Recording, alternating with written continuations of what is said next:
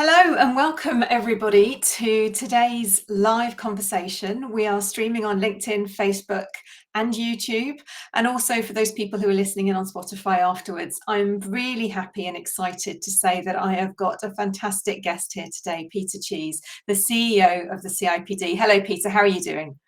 Hi Alex, I'm very well, thank you. Looking forward to the conversation. Yes, well, I'm so pleased you could join me. It's very topical, has been for a few months and is becoming increasingly so. So we're talking about psychological flexibility and the state of change that we're in the world, in our organizations, in our homes. And really, just really keen to explore that a bit more with you. I'm working with lots of different clients across the world, and I'm sure obviously you're representing a very large membership body of people, professionals who are constantly coping with this ongoing continuous change cycle that's hitting us and trying to find ways through uncertainty, how to make decisions, how to support their leaders, their people to be well, to be sustained in their workplaces. And I'd love to talk more about that with you here today and share with our audience as well. So please, if for anyone who's listening in, please do type in your comments and questions. If we don't get a chance to address them in the conversation, we will come back to them afterwards and ensure that we do. So I'd love to just start off, Peter, by just talking about the state of the world today, not in too much political detail, but in terms of the amount of change that we're dealing with has really increased, hasn't it? It really has, and we've been saying for a long time that change is a constant. I've talked for many years about this, just using the PESTEL framework, so political, economic, social, technological, legal, environmental. And what's fascinating to me is for some time that we've seen change across all of those dimensions, and it is absolutely all coming together, therefore, in creating the need for organizations to be able to be adaptive, to be agile, to have leaders that are comfortable with paradox and uncertainty, and of course organizations that are resilient, and how we, as you touched on already, how we support things like people's well-being at a time when we can see many of these issues, of course, create organizational stress, but they also create individual stress. And understanding those things is important, because at the end of the day, I think what we all want to get to is a place where we can, in some senses, not only be adapted, but take advantage of times of change. And most importantly, to recognize our role and our agency in being able to influence some of that change, because we're not all without agency. And I think that's a very important part of understanding how we cope with uncertainty, is to recognize the things that we can impact and to focus on that as an important outcome. Yes, and it's hard sometimes to work out what it is we can impact when everything is changing all around us, isn't it? And there's something as well there while you're talking, I'm thinking about the fact that we've kind of had quite a while to prepare for this. We have been talking about change for years, haven't we? And the continued pace of change. Yeah. But it does seem like, certainly, I think from in a UK perspective, it does feel like in the last 5 years, there's been acceleration, particularly with the advent of AI and tech, but also so much happening at once on all levels that it feels like we should be more prepared for this situation than we are. We've been studying change models for many years, but it feels like they're not relevant anymore. And we're sharing this question here about how we can prepare for change before it arrives. We did have an idea that this was going to be the case, but we still feel unprepared. What's going on? Why can't we think about it more in advance and anticipate and predict for change? Yeah, no, it's an important point. I think, if you look at a lot of, as you said, change management practices and frameworks, they seem to be sort of episodic, so based on, well, I've got a big change going on, so I've got to adapt the organization, or I've implemented new systems, so let's have a change management approach to that. And that's the space I've worked in for many years through my career. Whereas we're now talking about this constant aspect of change, in not just at the micro, but very much at this sort of more macro level of change going on. The context around is shifting all the time. But as we talk today, I mean, all the geopolitical changes that's happening, and people using language like this is the end of globalization, this is the end of the rules-based order from the end of, for the last 60, 70 years. And those are really, really big statements. I'm not sure I necessarily go that far, but it does just illustrate that we are dealing with magnitudes of change and pace of change, which I think is what's causing many people sleepless nights, as it were. And let's use another example, not just politics, but technology and all the debates that we're having about how do we adapt and how do we prepare ourselves to use things like generative AI in our workplaces, and recognizing that actually the change is already happening. Many of our workforces and employees are already using these tools. Even before the organization may have quite figured out, well, what's our strategy to these things? So that of itself is an indication that I think we have to be able to open up the conversations with our people, recognize that they're experiencing change that we can all learn together, versus I think a lot of change that tended to happen in the past, which felt very top down. It was all about what we decided as leaders, then how we implement that change in organizations. Whereas I think true adaptability and supporting our people does require us to open up the conversations within our organizations and recognize we're all part of that process. We can all learn from each other. We do not have all of the answers, and therefore, those engaged and collective conversations are part of solving for the future. That's all right. And I speak to a lot of leaders at the moment who are actually, they have the right intentions and they really want to bring people into those conversations and anticipate change.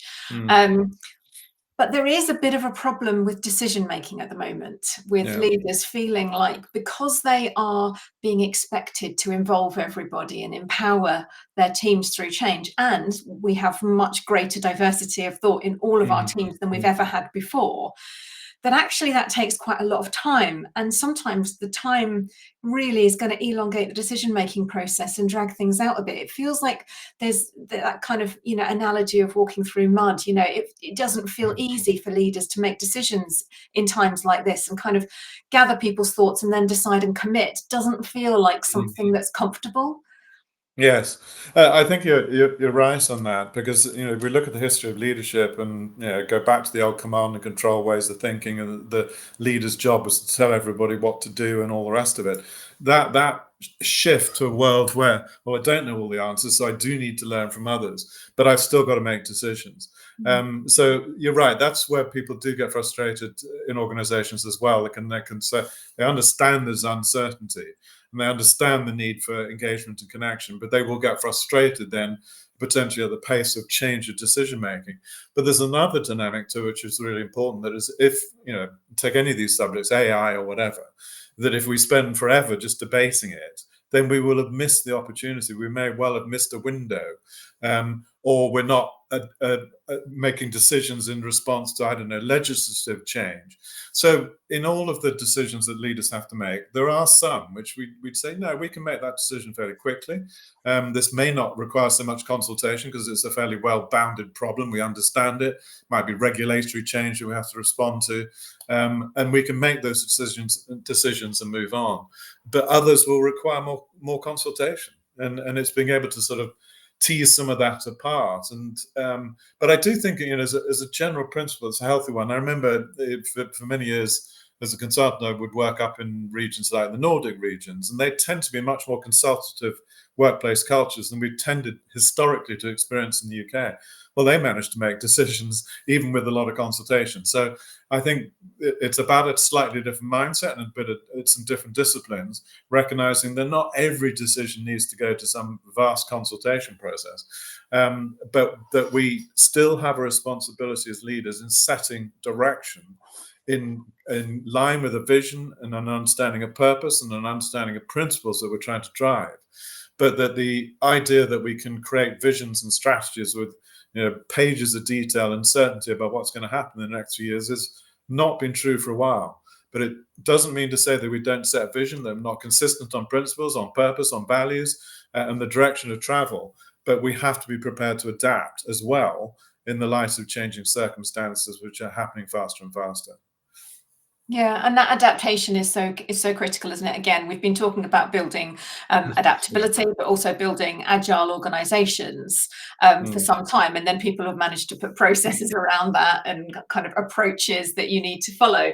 But actually, there's more coming, and we're exploring some concepts around psychological flexibility at the moment that feel like a step forward from some of the more episodic kind of change management processes we're used to in the past. I know I've used the change curve and I've used the freeze and Yeah. unfreeze model, but they do feel very focused on parts of waves of change rather than this continuous change that we're focused on.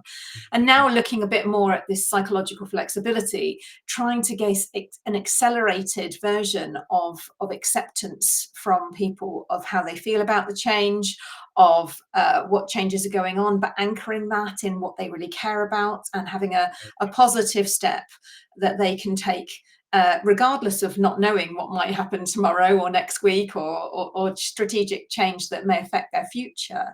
And it feels a much more, it feels like a helpful, healthy model for us to be adapting.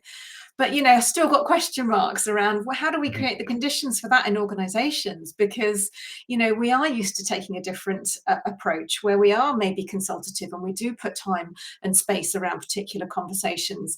And in this model, we're saying, actually, we need to accept that it's not going to be comfortable, that there's going to be discomfort, there's going to be challenge on a daily basis, and perhaps there won't be the perfect psychological safety that we need, but we might still have to act. And I think there's something there, isn't there, that gives leaders and managers an opportunity to not feel like everything is on their shoulders.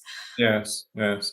No, I agree, Alex, and I think that notion of psychological flexibility does connect very much, as you've already touched on, with the ideas of psychological safety, but also resilience. People are talking a lot more about this notion of resilience. Now, the danger with that is it can be a bit of a double-edged sword.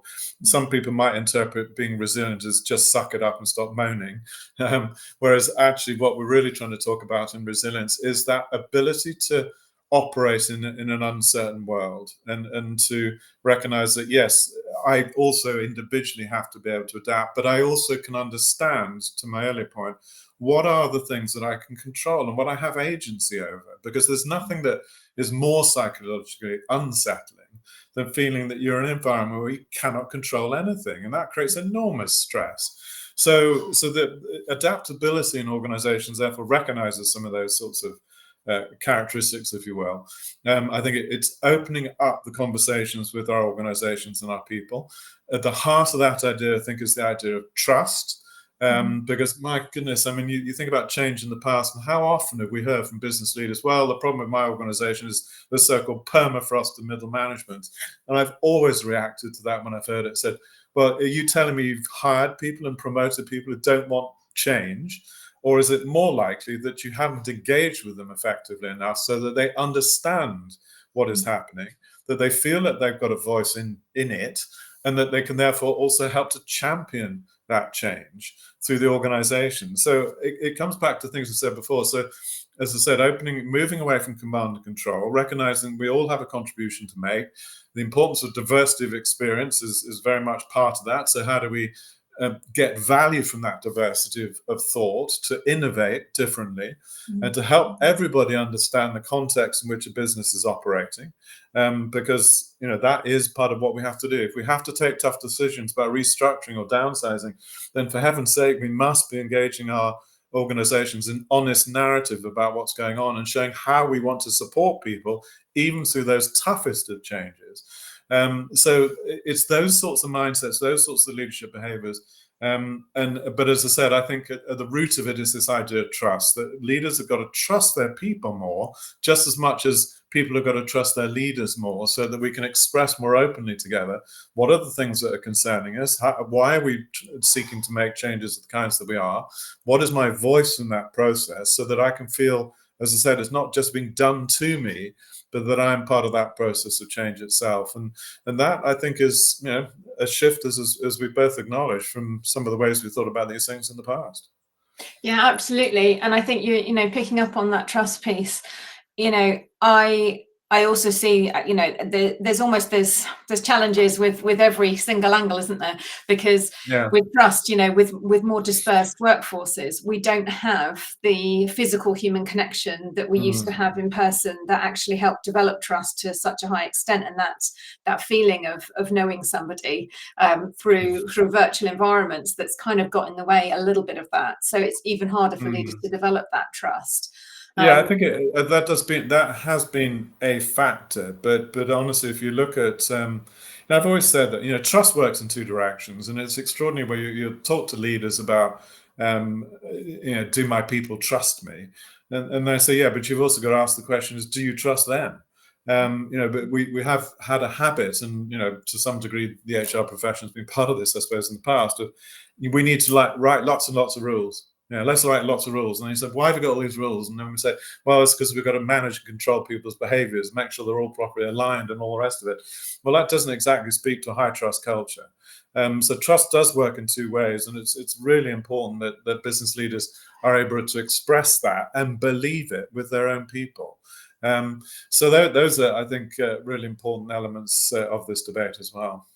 I think that's really interesting, that two-way trust piece, because I think it has diminished over the years, hasn't it? Certainly the last few years, and with such big changes in workforces, where obviously with the big transition, so many people moving roles also, then has diminished some of those strong long-term relationships, which does impact trust. But we know that through authenticity, leaders can build that consistent ability to keep their behaviors in a consistent manner that demonstrates authenticity and trust for others. Yes, so it does. But yeah, and it's understanding with business leaders of the importance of this, the value to them in terms of business outcomes. I mean, one of the things that is happening is we are seeing much more mobility of people in organizations.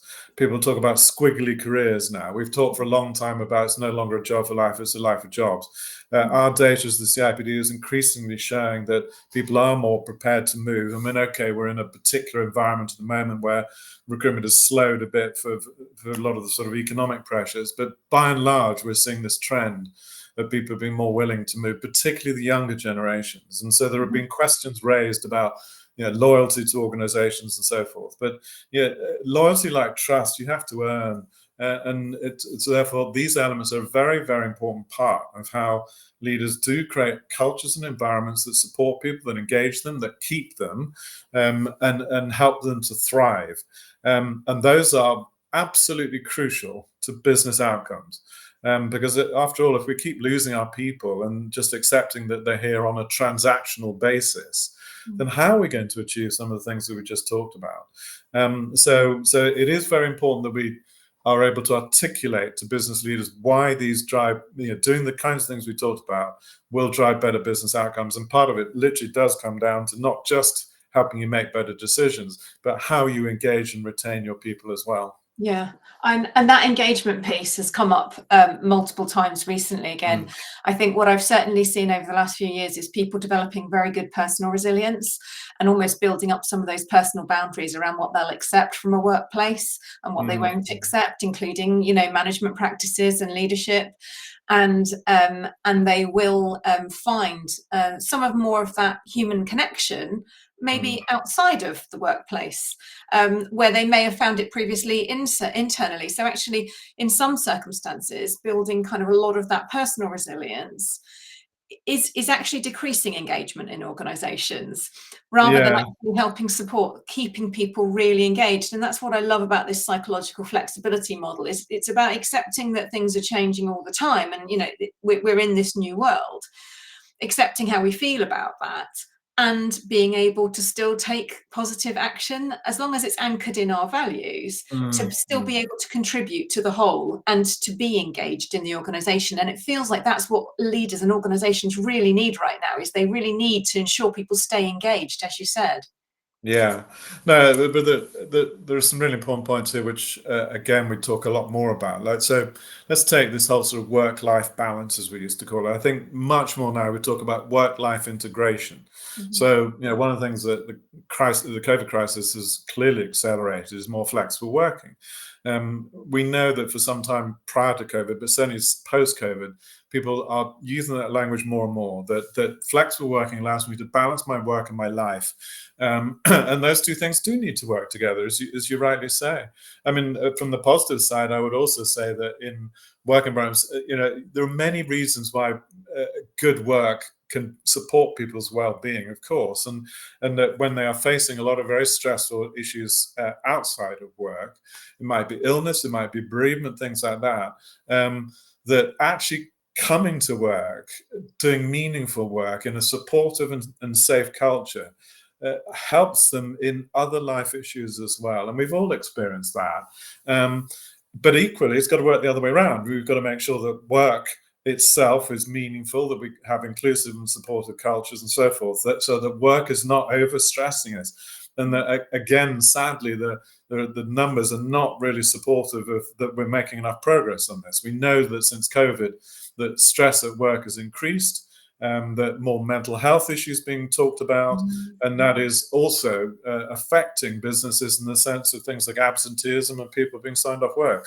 So a lot of things of that nature, and then linked to that thought is, and I've touched on it already, but inclusive cultures, because a lot of when we talk about psychological safety is linked to if I have a different life experience, if I'm in quotes in some more minority group, do I feel safe at work? Am I able to, first of all, be in a fair and supportive environment where I'm not facing discrimination or bullying and harassment? And there's still too much of that in far too many workplaces. But that the fact of my difference, my lived experiences, therefore, there's something that is positive to contribute to the world of work, and that my voice is being listened to and heard. So there are links to all these sorts of ideas, and certainly, there's a lot of debate, as we also know, about things like where are we with diversity and inclusion and where next. And to me, that is also an integral part of psychological safety, and that idea of psychological flexibility, which also acknowledges that we all have something to learn. We are not all in a place where we have all the right answers. We should be more tolerant and respectful of people who have different views and different perspectives without feeling threatened, and that we can disagree without being disagreeable, and all these sorts of ideas that I think we have to pay more attention to in the modern workplace, but also in life more generally. Yes, and building on that as well, one of the things that you mentioned there about work almost being good for us just reminds me of a quote that's written on a wall actually off the I-45 in Houston in Texas, which says that work is life's greatest therapy, and it really stuck with me. That there's so much you can get from work in terms of feeling that meaning and purpose, that drive to achieve and accomplish something every day, connections with people, being engaged and using your skills and strengths in a positive way. That I wonder whether there's an opportunity for re-engagement. It's almost like, we had the whole kind of employee engagement surge, I guess maybe 15, 20 years ago. And when I look back on my career, it was all about the engagement awards, who can create engagement beyond commitment. And then it's almost like it's kind of, then we've been talking more in the last 8 years, I think, around this disengagement, quiet quitting and disengagement behind kind of closed virtual barriers. And maybe now is the time for re-engagement with what does work really bring for me? What does work really excite me to do? And how can I really connect with people in work in a way that maybe I can't connect online? When I might be able to connect with thousands of people online in a community, but it's a flimsy relationship. It's not one that's connected in reality in many cases, is it? We're allowing ourselves to build on our imagination and not the real world. So how can we re-engage in that real world? Yeah, I think there's some really important points there. I mean, the first about work can be our best therapy.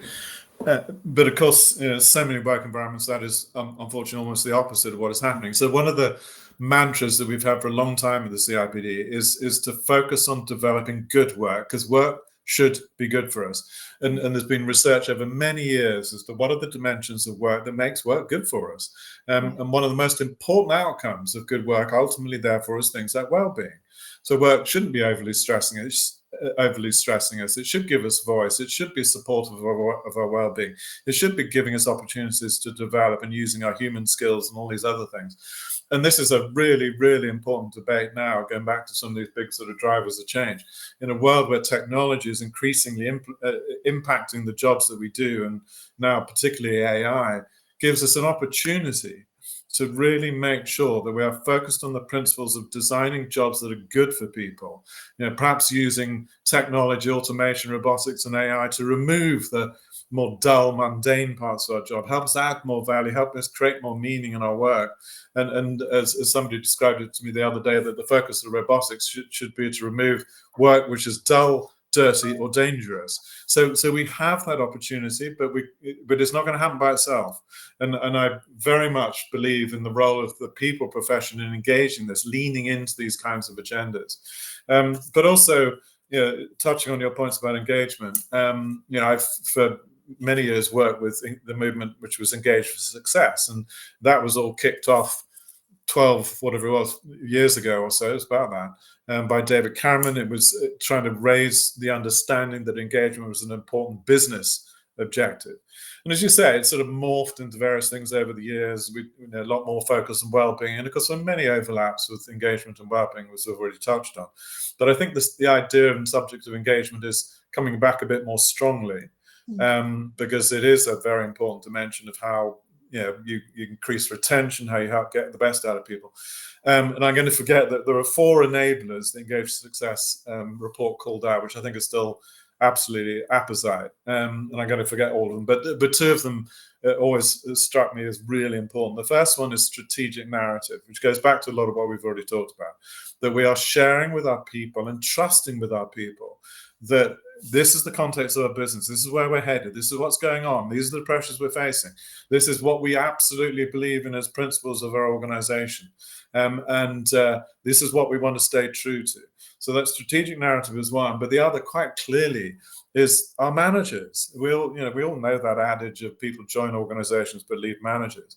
So we have to do, and again, you've talked about this, Alex, I've talked about it for many years, we've got to do a better job of training and supporting managers to be good people managers, so that they can support and recognize, for example, what an inclusive culture looks like. They listen to their people, they understand and respect their differences, they understand the kinds of questions or signs to be looking for where people are clearly struggling, where they're under stress, where their mental health is not in the place it needs to be, which is not, of course, to turn all of our line managers into sort of medical health practitioners, but it is creating that sense of awareness and the critical importance that line managers have in so much of this dialogue, and that works all the way through to the top. And when I say line managers, it doesn't stop at some first line supervisory role.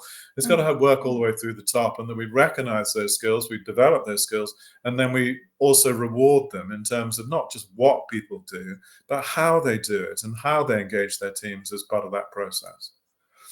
Yeah, and that focus on managers, I get the sense that we're seeing a lot more first-time managers now just being promoted into their first managerial position who have never actually worked in an office environment, that some of the previous kind of people management skills training was designed for.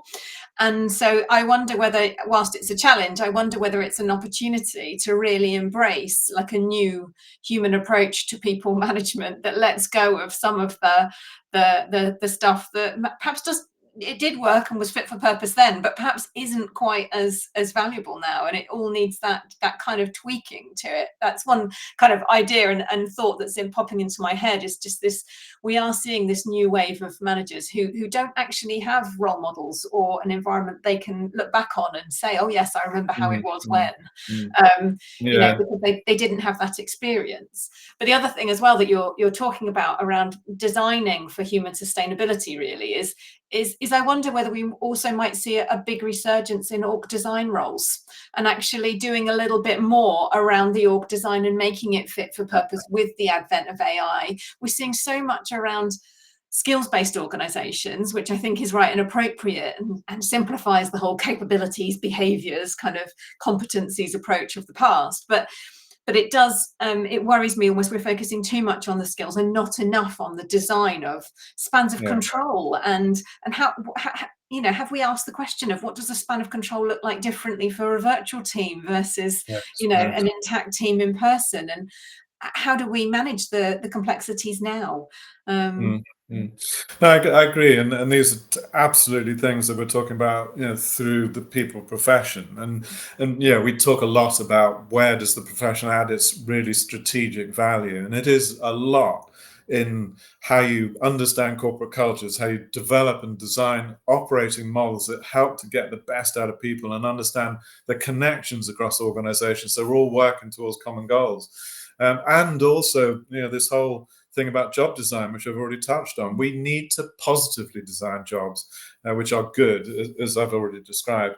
And then, yeah, the sort of changing nature of work and how people are working in more not everybody, of course, but more hybrid ways, or working from home, and some of the dynamics that you touched on. Yes, there are managers who are working that have never in person met some of their teams. And what does that mean? I think one of the important things, first of all, is that, again, in all this flexible working, there's no one size fits all. We have to be fair in how we provide that for different parts of our organization, because, you know, some people have to be in places of work, given the nature of their jobs. But it is definitely here to stay, and I think it has many benefits. But then we've got to also help to train managers on how they manage teams who are working in hybrid ways. And one of the most fundamental things, which again has been a big problem in working cultures for so many years, is our lack of understanding of outputs and the bias towards input. So we all know that, you know, if a manager is sat in the office and the person is there when they arrive, and that same person is still there when they leave, that somehow is this implicit assumption that that person is more committed and more productive, and et cetera, et cetera. And those people that they can't see or are working part-time, and these are long-standing things that didn't just happen around COVID, that there is that inherent view that they are less productive and less committed. Even her, you know, government ministers talking about this. When we get out of COVID, we can all go back to work and we'll find out who's really committed to work. I mean, it's nonsense. But the reality is that this is one of the real elements that we have to understand. How do we help people judge and evaluate performance on output, and overcome these biases towards what they see on the input side? And linked to that is another very, very important part of that agenda, which is understanding productivity, because we keep talking about this productivity puzzle and growth and all these other things, but we're not going to get there unless we get a lot better at understanding the outputs that people produce and judge accordingly. And if people can finish their work and, you know, miss half of Friday and take it off, fine. I mean, that's kind of up to them, but it's that very different focus of work, which again needs to be trained, so that we really are focusing on the right things of what people do, and not presupposing, as I said, or being prejudiced by how much we physically see them. And that, incidentally, has been something that's worked a lot against women in work, because more women, for obvious historical reasons, have tended to work part-time. And then we have this bias that people say, oh, well, you know, part-time, are they really productive? Are they really committed? And don't understand even how part-time working works half the time. So those, I think, are also very important dimensions to this debate as well. Yes, and you know, it's that inclusive approach to focusing in on what we're all trying to achieve together, as you said, almost that coming back to that strategic narrative of, we can equip managers to run great virtual meetings and to include everybody in conversations. But if we're not equipping them with the right strategic narrative around what needs to get done here, what outputs we are actually being measured by, and what matters, then they could be focusing on entirely the wrong things. Yeah. And a lot of the work that we do around certainly kind of virtual management support is a lot of the time checking back in with what we already know and our intuition. So if you ask people to kind of step out of that manager's mindset and say, like, yes, how do you want to be treated? Do you remember your first week at work when you were, went through onboarding? Put yourself in these people's shoes. What do you think you would need? They all know the answers. And that's the really interesting thing, is that we have so many answers, I think, within ourselves already and our intuition. But for some reason, we dumb it down and we take other people's word for it, or we're waiting to receive more information when actually there's a lot we can do ourselves. And I feel like there's a unlocking of kind of anticipating and predicting and being able to influence much more than we think we can. There's this whole thing about, what the organization controls versus what I do. But actually, our sphere of influence is much bigger, isn't it? Yes, it is. And there are a couple of really important points that come from that. The first is one we've already touched on, which is the idea that I have agency is a way that in which I can then cope. It's part of the resilience, it's part of the psychological flexibility, is that I can control some things in my environment. I'm not powerless. But it also links very much this idea of getting the best out of our people and engagement. I mean, one of my favorite books on engagement was Dan Pink's book called Drive, or The Surprising Truth About What Motivates Us. And I remember actually talking to Dan about it, and I said, that subtitle, was that meant to be ironic? Because actually it isn't a surprising truth about what motivates us. We've known it for a long time. And Dan responded, said, I'm American, we don't do irony. But the reality is the book was drawing on a lot of behavioral science and organizational psychology research over many years. And it came down to those three principles. One, so the idea of purpose, mastery, and autonomy. So purpose, am I clear on what I'm doing and why I'm doing it? And can I relate to the purpose of the organization as a result of that? And that's particularly important now, and has become more and more important with the younger generations and purpose of business and so on. Mastery is the idea that I want to improve. And part of your job as a manager or the organization is give me the resources to improve. And the third is touching on the point we've just been exploring, which is that, as I sometimes put it, and it goes back to my rules-based point, don't treat me like a muppet. Give me these, I can operate within some boundaries, of course, I have to understand what those are, but give me that little bit of sense of autonomy, that sense of some power over what I'm doing, that I can make some decisions, of course, within certain boundaries. And that, interestingly, plays out, to full circle to where we started this conversation about dealing with uncertainty. Because we've learned quite a lot from the military, and indeed the whole construct of what was known as a VUCA, so volatile, uncertain, complex, and ambiguous, came from the military. And their response to that was to create this idea of mission command and mission objective. So they were saying, we cannot operate in an uncertain world by just assuming that this is just lines of command and control, that every order needs to come from 5 levels above me. You have to empower teams and trust the teams and their leaders to take decisions on the ground within certain parameters. And that same principle is what we're talking about now, increasing in this idea of autonomy. And helping people to have that agency, which is good for their own personal resilience, but also that we're helping get the best out of them and helping us all respond to, this is what we've described as very uncertain times. Yes, absolutely. And I think we talk a lot about people not wanting to be micromanaged around that autonomy piece. It's all part of But the same thing. there is a real strong kind of desire for micro coaching. So people do kind of want regularly to be given the opportunity to learn and grow on a regular basis, but without that kind of that mistrusting kind of lens. It's much more of an empowerment lens. So it's very much those human skills around how people make you feel through those kind of 3 lenses that you talk about there. I love Dan Pink's work. But you're right about the micro coaching, because it's this other thing where we've shifted a lot of thinking in recent years from performance management, which used to be this ritual of once a year or every 6 months I have these dreaded conversations, which is as much dreaded by the manager as the individual having them. And we're trying to remember what it was they did and not feedback that we're supposed to be giving them, and moving much more to this continuous process of feedback and engagement. And that's just good people management, that you're continuously helping them understand. You don't have to do every second, every day, of course, but you're giving them regular feedback, coaching, and advice. This worked well, this didn't work so well. Here's some thoughts about what you might do next. And that's a continuous process. But I think there's something else I would say in all of this too, which is that, and you touched on it a bit earlier, Alex, which is also helping people understand what they need to bring to work off themselves. Because agency also says that, yeah, and I have a duty as an individual in expressing that agency, that I'm responsible towards others, and that it isn't just about what can the organization do for me, it's what I can do for the organization as well. It's a sort of repeat of that famous JFK quote.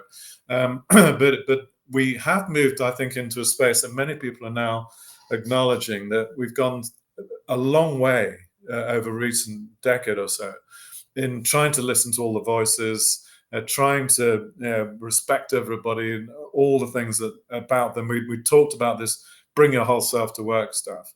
And yet the reality is that we can't deal with absolutely everything about everybody at work.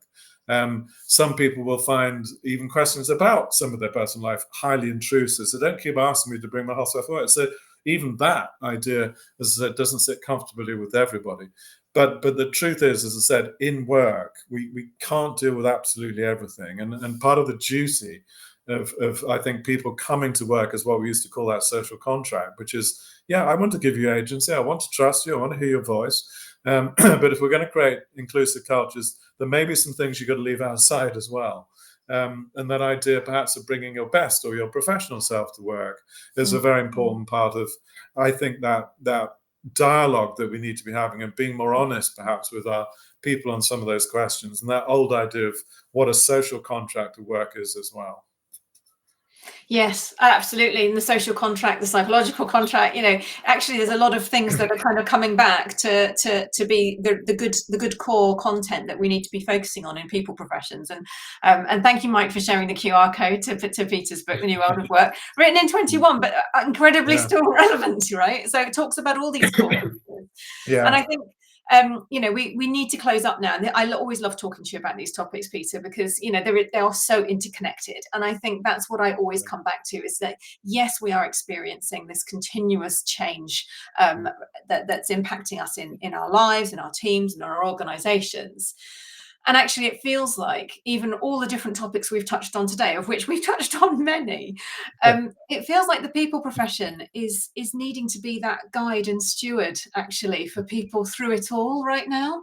So there's lots of different perspectives, there's different ways, there's different opportunities, but finding that golden thread, the pathway through all this complexity, it feels like more of a stewarding role than ever before. And it reminds me of that Stewardship book by Peter Block. It's one of my core kind of tenets that I fall back on quite a lot. And actually, a lot of that is now coming true. People are talking about the nostalgia of previous learning and how things are relevant. And it's one of those pieces that keeps coming back through now for me. And I think there's something about that in terms of what we're talking about here today, is being able to balance the needs of everybody, being able to find the organizational demands and needs, but also support the human sustainability aspects of that, and making sure that we're meeting everything. And that's not easy, is it? It's a balancing act, and it's we need to do this and this. We can't do everything separately.